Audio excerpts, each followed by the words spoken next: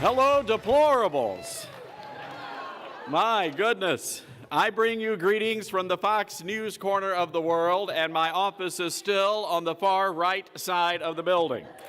So,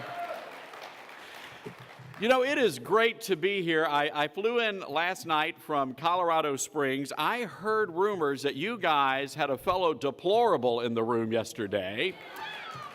And I heard you guys did a great job giving him a warm welcome and letting our great president know how much we love and admire him. So I want to tell you why I love coming to this annual gathering of American patriots. Because you understand concepts like duty and honor and sacrifice. You know what it means to put in a hard day's work. You love this nation. One nation under God. And I have no doubt that every person in this room, every last one of you, would be willing to shed your blood in defense of the Constitution of these great United States. And like our beloved president, in your heart of hearts, you really do want to make America great again. But I must tell you that there are those in this nation who despise our values. They call us xenophobes and homophobes and racist. They curse our God. They dishonor our military. They disrespect our flag. And when the going gets tough, they take a knee. And let me stop right here for just a moment. I don't know about you folks, but I don't want a single penny of my taxpayer money going to build playgrounds for the National Football League. If they want to play with balls, let them do it on their own dime. That's what I say.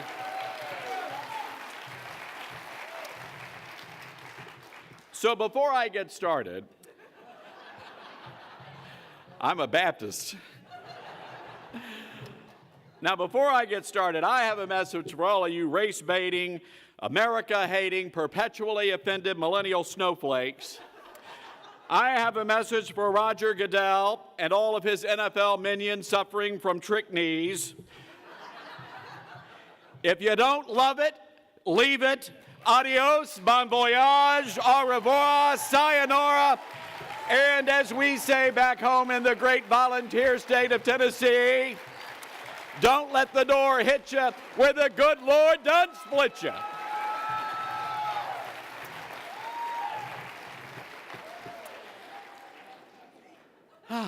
Now that I had that off my chest, you know, it's an honor to be working at Fox News more than 13 years now. I've been telling your stories to the rest of the country, really our stories to the rest of the country. Our commentary, which many of you hear on American Family Radio and Bot Radio and many other radio stations, now on more than 500 radio stations. And we just launched in July 3 hours of conservative conversation Monday through Friday. And our show is now on more than 125 stations. So we're excited about that. And thank you for being a part of our team. Now, when I wrote my last book, The Deplorables Guide to Making America Great Again, I had to explain in this book that we can't just stop the fight now that President Trump is in office. You see, we did that when Ronald Reagan got elected, and look what happened. A few years later, we had Read My Lips, then we had Monica Lewinsky, sweet Lord Almighty, and then we had a community organizer in the White House. We can't do that anymore. So the only way we can do that is to stand and fight every day. That's why I wrote this book. It's a guide for all of us to use, very simple things we can do in our towns and our communities. Because understand this, many people want to fight the fight for values when it gets to Washington, D.C. But if we don't start in our homes first, it's too late. So please remember that. Now, I'm excited about what President Trump is doing because he's delivering on campaign promises. And that's something unheard of with Republican presidents. And it sort of befuddled the mainstream media, which is always enjoyable. But again, as I warn you, the fight goes on. The sex and gender revolutionaries and the cultural jihadists are on the warpath. They are loud and they are proud. Just the other day, the Boy Scouts announced they will allow girls to join their once storied organization. Now, I spoke to Mark Hancock, who heads up Trail Life USA, a Christian-based scouting organization. He tells me this decision is nothing less than a war on boys. Many of you have started hearing a phrase in the mainstream media, something called toxic masculinity. It's not just a war on boys, it's a war on men. And there are those in this country that want to feminize men. They want to criminalize masculinity. Well, I found something interesting over these past few months. Our nation has been wrecked by terrible natural disasters, hurricanes. There have been fires. There was that terrible situation in Las Vegas. And I saw men, grown men, wading into the floodwaters, running into the bullets to save people. And I didn't hear the mainstream media complaining about toxic masculinity then.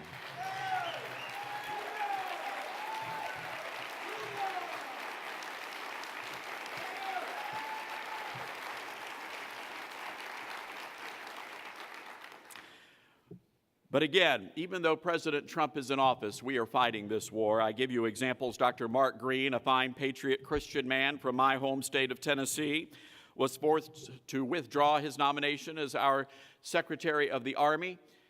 He was attacked, the focus of a vicious smear campaign by militant LGBT activists and Muslim activists.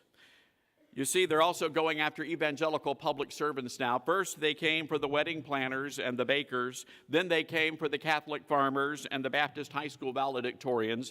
Now they are coming to people like Dr. Green and Russell Vought. You might have heard of Russell Vought. He was attacked by Bernie Sanders, that God-forsaken socialist. Senator Sanders deemed Mr. Vought unsuitable for office, and he lectured this man, ridiculed this man on Capitol Hill in front of a national audience. And the reason why he attacked Mr. Vought is because Mr. Vought believes salvation is found alone through Jesus Christ. And the senator said that someone with that kind of a religious belief system is really not someone this country is supposed to be about. Governor Andrew Cuomo said New Yorkers who believe in traditional marriage and protecting the life of the unborn should leave his state. And then you might have heard about Senator Dianne Feinstein and Dick Durbin and Al Franken. They ganged up and bullied Amy Coney Barrett, a law professor at the University of Notre Dame, a fine Catholic woman, President Trump's nominee for one of the lower courts. And it was at this gathering, at this grilling session, that the senator said these words, and I want to read this verbatim. When you read her speeches, the conclusion one draws is that the dogma lives loudly within you. And that's of concern when you come to the big issues that large numbers of people have fought for years in this country. You see, ladies and gentlemen, the Catholic dogma is of concern to Senator Feinstein. She was also interrogated by Senator Al Franken and Dick Durbin, who demanded to know if the professor was an Orthodox Catholic. Well, I've got news for those anti-Christian, anti-religious bigots on Capitol Hill. I want the senator to know this: the Southern Baptist dogma lives loudly in this fellow right here, ladies and gentlemen. Amazing grace, how sweet the sound that saved a wretch like me. That's the dogma that lives in me, Senator. But I've got news for all of those liberals out there, the secularists and the progressives that want to silence free speech in America. It's not going to happen, ladies and gentlemen. It's not going to happen. We know this war on our values and our culture is being waged on public school campuses across the fruited plain. I bring you a story from Vista del Lago High School in Folsom, California, near Sacramento.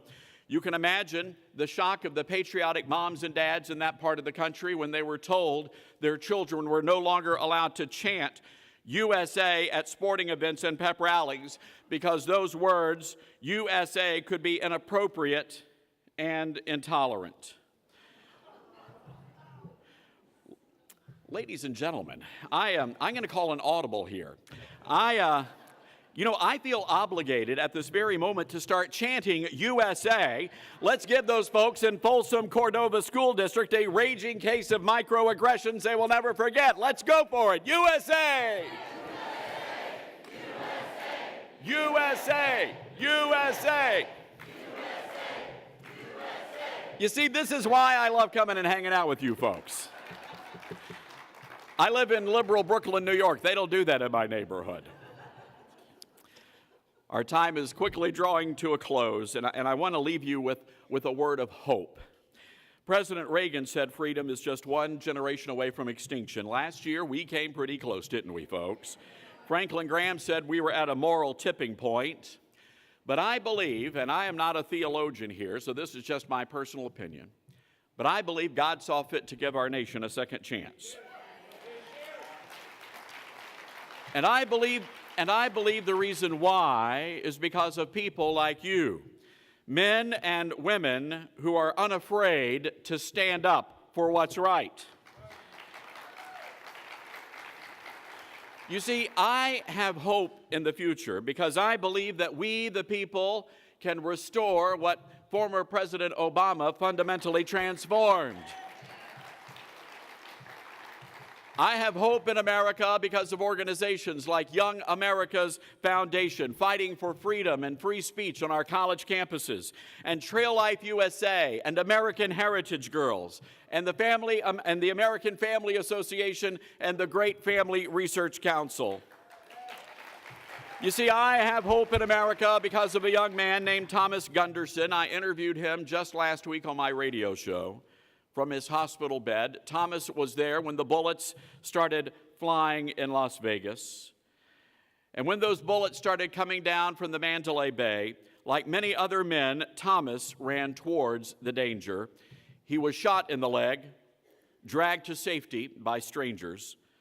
The bullet caused severe nerve damage. When Thomas learned that President Trump was going to come to the hospital to pay him a visit, he knew he would have to stand, no matter how painful. And you might have seen the video on my website, toddstarnes.com. When the president entered that room, Thomas grimaced and struggled to his feet. And even though the president told him to stay in that bed, this American young man, 28 years old, from Newport Beach, California, stood tall, and he shook the hand of the man that he calls his president. You see, I have hope in our nation because of young people like Alex Dunn, 16 years old, of Fayetteville, North Carolina. His teacher, giving a lesson on free speech, took the American flag and tried to set it on fire in the classroom.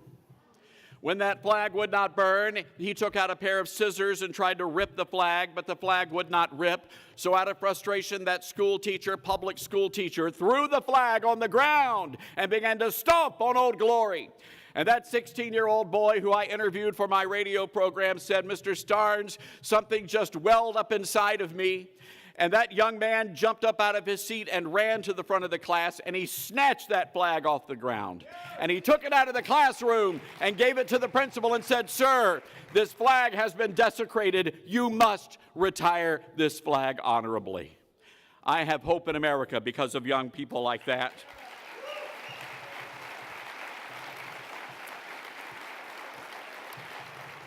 And I'm going to go over just a few moments, but I have hope for the good people of Brandon, Mississippi. They were told by a federal judge appointed to the bench by Barack Obama that they could not do anything remotely religious in their classrooms.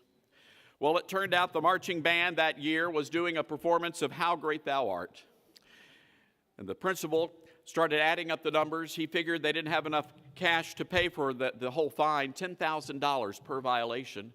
They figured they could pay for the trombone section, but that was about it. So he told the kids, "I'm sorry, kids, but you can't play your halftime show this year. We might get in trouble with the government." Well, the Friday night football came there in Brandon, Mississippi, near Jackson. And if you know anything about that part of the country, it's mighty humid in the fall on football night. And they were all gathered there. Halftime came, and soon an eerie silence filled the stadium. There was no marching band. They were sidelined by the federal government. But then suddenly, there was a lone voice in the distance, and people in that stadium heard these words, "O Lord my God, when I in awesome wonder consider all the worlds thy hands have made." And then one by one, people began standing all over the stadium, and they began singing with one mighty voice, "How great thou art," in defiance of their federal government. You see, the good people of Brandon, Mississippi, they took a stand. And so I ask you here in this room this morning, who among us is willing to take a stand with the Thomas Gundersons and the Alex Dunns and the good people of Brandon, Mississippi? Who among us will stand? They will try to silence our voices. They will try to bully us into submission. But we must not be silent. We must not be bullied. We must not bow down. So I say this in closing: do not hide liberty's light under a bushel. No, hold it high. Let the flame of freedom burn bright for all the world to see. I believe it's time for every gun-toting, Bible-clinging, deplorable American to take a thunderous stand for life, liberty, and the pursuit of happiness. God bless you all very much. Thank you. God bless you. Thanks. I like that flag.